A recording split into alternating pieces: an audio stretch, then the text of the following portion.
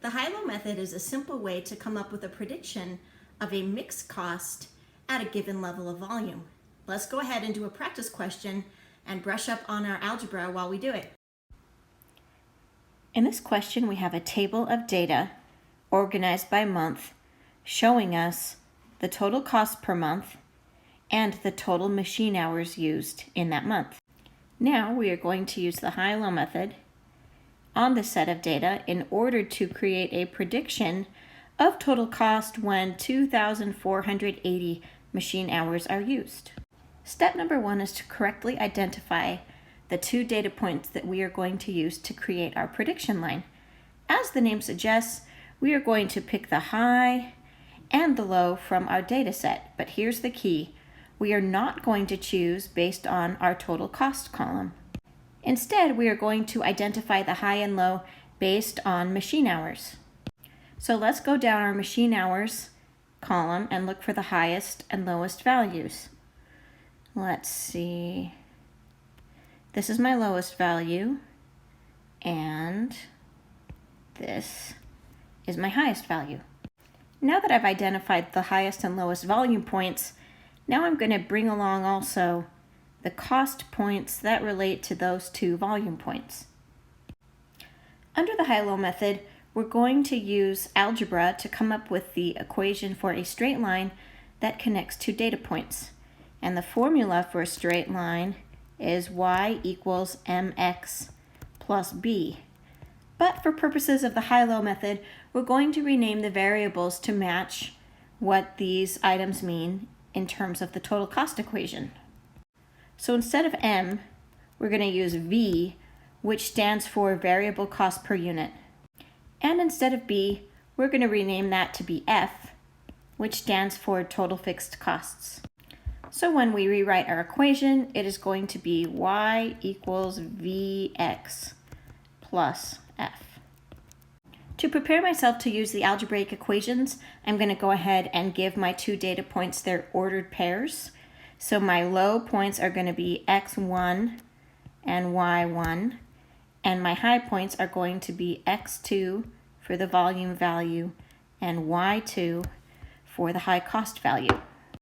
Now I'm ready to compute the slope of my line. As you may have learned in algebra before, the formula for slope is y2 minus y1 divided by x2 minus x1. And in terms of the total cost equation, the slope of the line is v, which is the variable cost per unit. Now let's use the two ordered pairs that we've identified and plug them into the equation for slope. If we simplify this, we get 1,440 for the numerator and we get 800 for the denominator. And if we divide that, we get a slope of 1.8.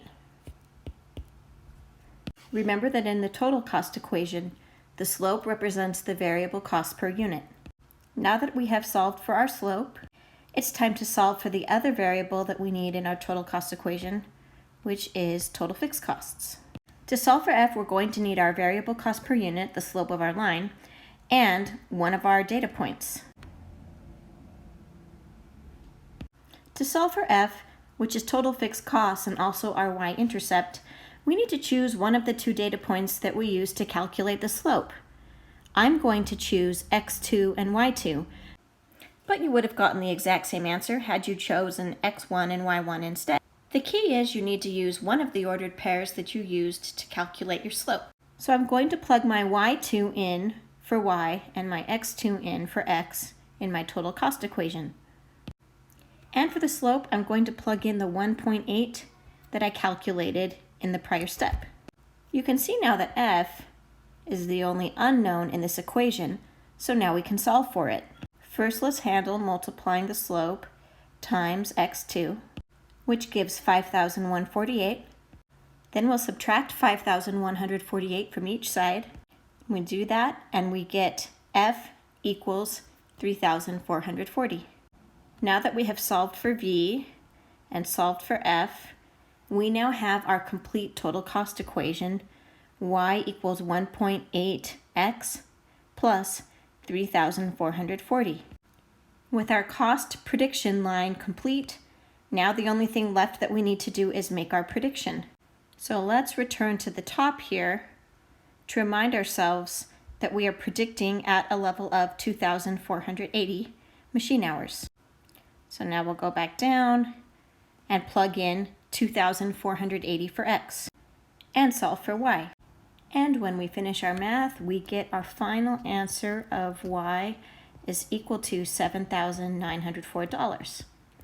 So this is telling us that if machine hours in the future are 2,480, then we predict total cost will be $7,904. And that is our final answer.